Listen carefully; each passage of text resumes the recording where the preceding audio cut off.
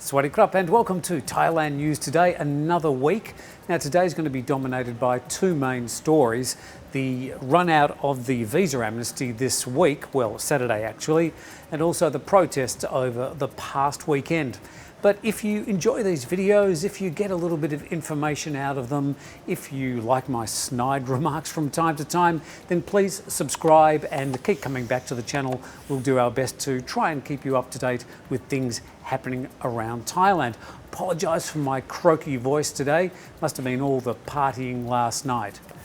Probably not. Anyway, let's get stuck into today's main stories.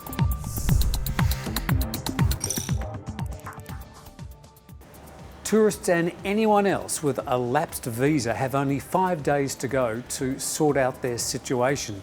That means you're going to have to probably visit the immigration officials or get a visa agent to act on your behalf. Whatever you do, you need to get in contact with your embassy or somebody urgently, probably right now, to get things sorted out before the end of this week. Otherwise, you face the possibility of being deported. Immigration officials estimate there are more than 150,000 foreign nationals who need to have their tourist visas renewed. Immigration officials said today that people without a valid visa after September the 26th could face jail. They said overstaying the tourist visa is punishable by both a jail term and fine under the Immigration Act.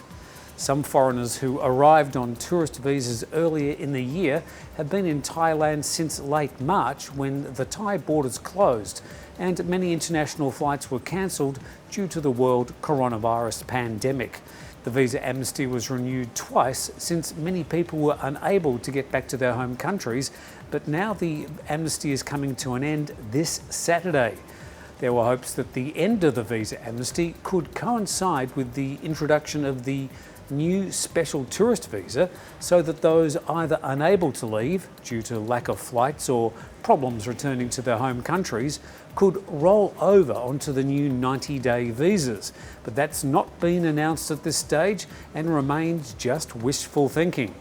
The best thing you can do if you don't currently have a valid visa to stay in Thailand is urgently contact your embassy, make an appointment online at your nearest immigration office, or speak to a professional visa agent.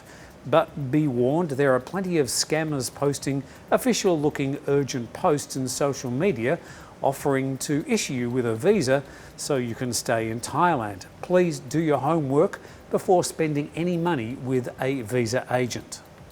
And now to the weekend's protest activities, and it all started on Saturday morning when protesters gathered out the front of the Thammasat University Thap Prachan campus gates.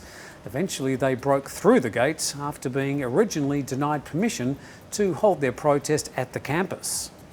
There was no resistance from onlooking police or security officials. By the afternoon, the crowd had reached some 30,000 people, less than the 50,000 expected, but a lot more than the 15,000 expected by government officials in the lead up to the Saturday rally. Largely peaceful, the protesters sat in the wet season drizzle to listen to speeches and performances before marching together to the adjacent Royal Parade grounds of Sanam Luang. Here the protest continued under the watchful eye of police, all unarmed, who barricaded off sensitive areas of the historic parade grounds and access to the Grand Palace. The protest continued into the night and punctuated the themes of political freedom, new democratic elections, the dissolution of the Thai Parliament, and controversially, reforms to the country's revered monarchy.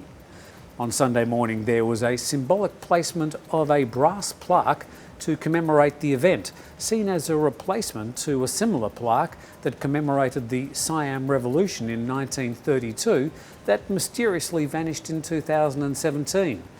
The protesters then marched to the Privy Council to officially hand over a copy of their 10-point manifesto. Meanwhile, 45,000 books, a collection of speeches and poems by some of the protest leaders, were seized in a nearby Bangkok house. The books were to be handed out to protesters. 5 people were arrested at the time. And alcohol's being banned at Thailand's national parks after some tourists got drunk at a waterfall and other tourists left a lot of trash.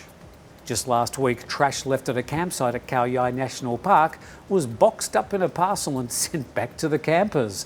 Other tourists were allegedly drunk and making a lot of noise at the Nam Tok Samlan National Park.